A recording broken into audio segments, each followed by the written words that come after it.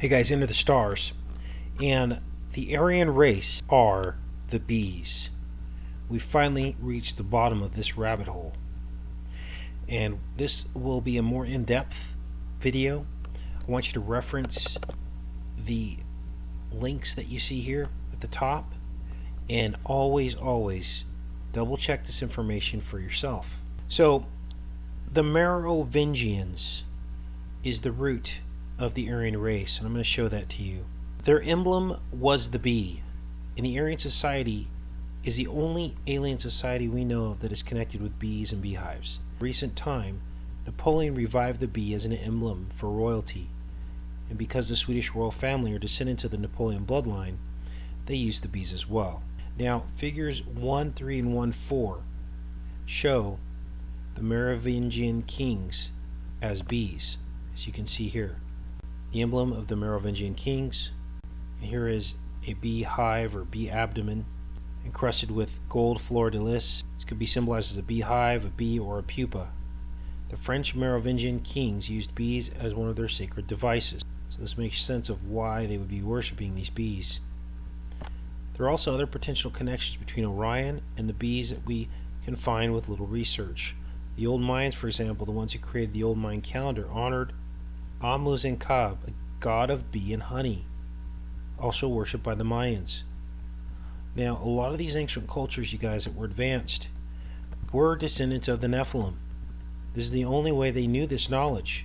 This is knowledge stolen from heaven. Same thing in the ancient Near East and the Aegean cultures. The bees are highly respected and sacred, just like they were in Egypt in ancient times. So now we're getting a more complete picture. This is the winged bee goddess. Of course, there's the bee abdomen there. Bees were also an emblem of Potnia, ancient Greece, the Minoan Mycenaean mistress, also referred to as the pure mother bee. Moreover, priestesses worshipping Artemis and Demeter were called bees. And now we have a direct connection with Orion. Now, does this Orion ring a bell? Remember, the ancient culture that was attached to CERN in the city of Petra. And that culture, remember, worshipped the daughters of an Arabian god.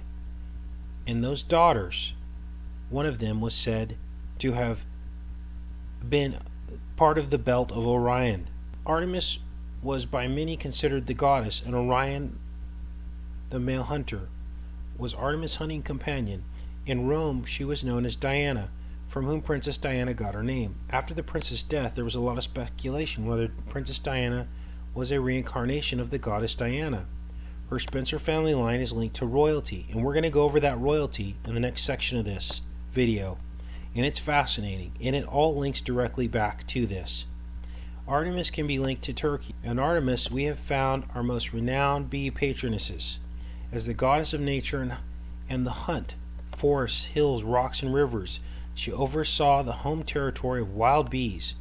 A particularly fascinating part of her history is her temple community in Iona at Ephesus, today's Turkey. Some believe it was a matriarchal community of beekeeping priestesses that worshipped Artemis.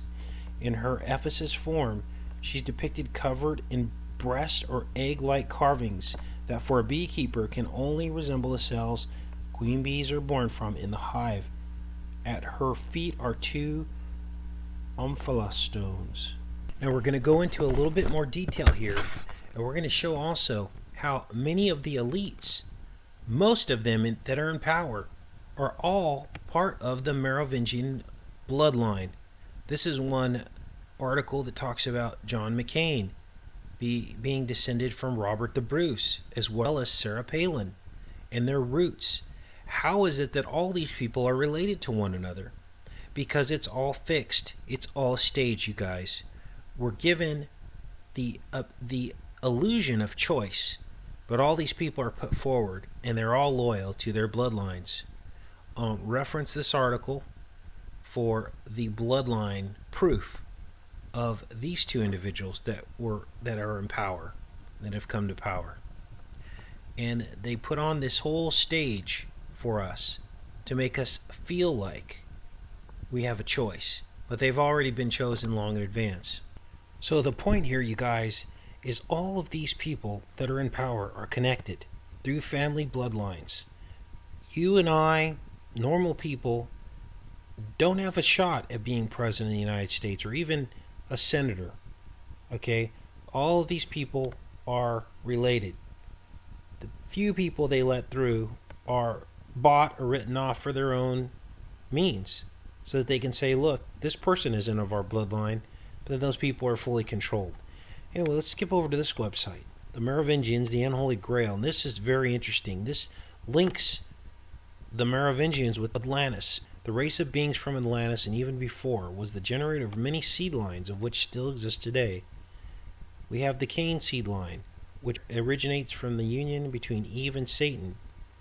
Between these, we have the tares that the Bible speaks of. Cain was the original witch of these clans, Wiccans, pagans, and of course Druids. The traces of blood from these, which started this millenniums ago, still exist within these factions because they interbreed with one another to keep power of the blood going. Be not deceived that the blood does not have power. Now check this out, you guys. This is pretty crazy. From antiquity until recent days, who have claimed to be descendants of Israel's tribe of Judah, from the king of David and Yeshua. Currently, the British House of Windsor and the Scottish House of Stuart claim their blood came from these royal tribes. Both the houses of royalty are both places of which the occult and Jewish practices are held. The Merovingian bloodline, which we've been talking about, held their legitimacy falls on the marriage of the two royal bloodlines. When Spencer Diana married Prince Charles, it completed a messianic dynasty that has down through the ages been conceived to bring forth a king which will claim to be of Yeshua. The facade goes on to tell of a final one who will rule in the name of the Most High God. The line supposedly began with the marriage of Yeshua and Mary Magdalene, and this unison brought forth a son called Merovi, a name also later given to the first Merovingian king. But others tell of the birth of a daughter named Sarah, while others call her Tamar. Tamar is an ultra-secretive society, those who task it to protect the Merovingian descendants. Mary was said to have been spirited away to Egypt until Sarah was born, and then when Sarah reached 12, they traveled to the Languedoc region of South France and lived among the clans, which would later be known as the Cathars. Ring a bell? Catholic Cathars? Others tell of Mary landing upon the marshy shores of Glastonbury, England, where the very first Christian church outside of the Holy Land was established, and where Yeshua was said to have spent many years of his youth. These fanciful claims all derive from an underground stream of astrologers, Kabbalists, necromancers, and alchemists, all lies, along with the elite family and secret societies, such as the Order of Druids, guardians of the Grail. So they're trying to establish legitimacy as the Christ, but we all know it's the Antichrist. And this is all falling in line with a lot of the stuff that we already know, you guys. We're just seeing it here, again. So the knowledge was passed down from generation to generation in secret until the time is full and the world large ready to receive it. But let's forget not that these stories have been laid down and attributed to anchor the false history of the fictitious royal lineage leading to Christ. This may be the great deception.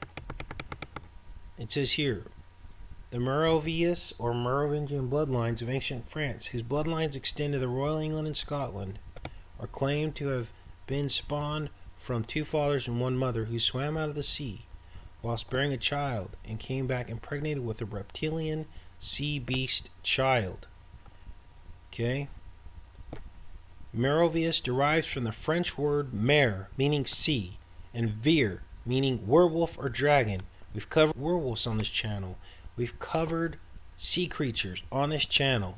Later here it also links the Merovingians to the tribe of Dan, which we've also covered on this channel.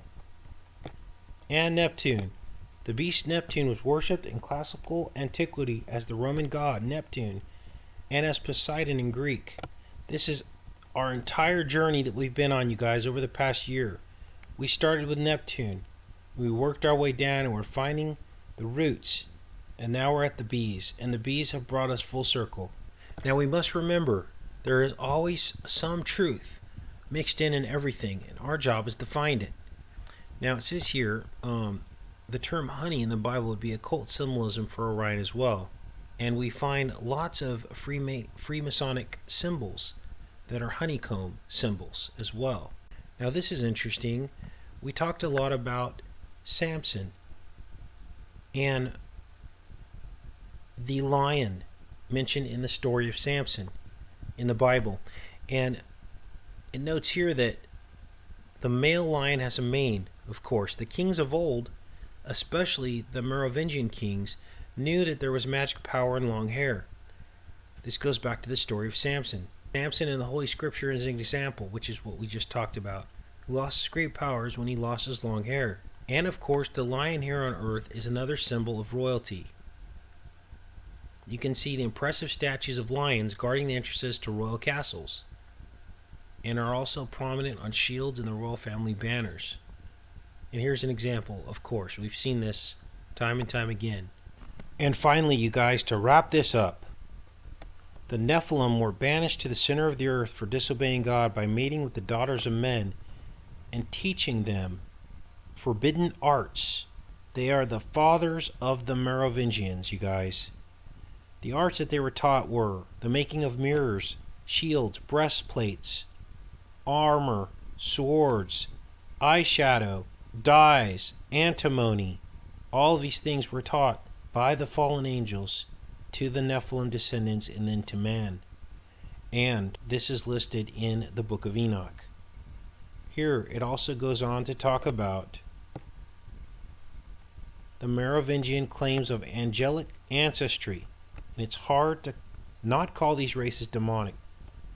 The Hebrew word for Nephil is probably translated fallen ones and refers to the offspring of fallen angels who mated with human women on Mount Hermon in the land of Canaan. Sodom and Gomorrah were Canaanite settlements that practiced cult prostitution in conjunction with their fertility rites. The Canaanite territory of northern Israel was later occupied by the tribe of Dan, and we've covered all of the tribe of Dan on our channel and how it descended out of this area. They worshipped Baal, Pan, and involved in fertility rites. The Merovingians are also the offspring of the tribe of Dan, which intermarried with the Canaanite Tuatha de Danann, also known as the Dragon Lords of Anu, because they were the offspring of the fallen angels, Anunnaki. The tribe of Dan, said to have separated from Moses, may have been among the mixed multitude that left Egypt with the Israelites and fell a-lusting. Okay, so a lot of information here, you guys. But this, I believe, is the truth. It fits in with the journey that we've been on.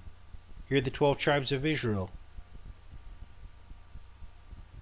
When God dispersed the northern tribes of Israel for their wickedness, the tribe of Dan migrated to Greece, and we tracked this migration on the island of Cydonia. Many of you will remember that video. And later to France and the British Isles, where they established pagan priesthoods and royal dynasties of the demonic bloodline, which is still in control today, the Queen of England, which is what all this is about. The number 88, her birthday, the bees, the 8s, it is all coming together. Now, the question is, what do we choose to believe? Do we believe the Bible, which says that Satan is the ruler of this world, which would mean that everybody in positions of power are ruling this world are from this bloodline? Or do we want to believe what they're trying to make us believe?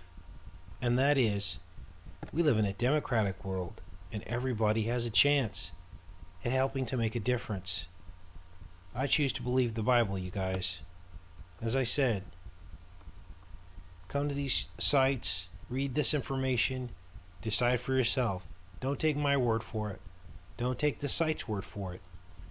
Do your own research. The truth shall set you free, and everything that was hidden will be revealed according to the Bible. Take care and be safe, you guys.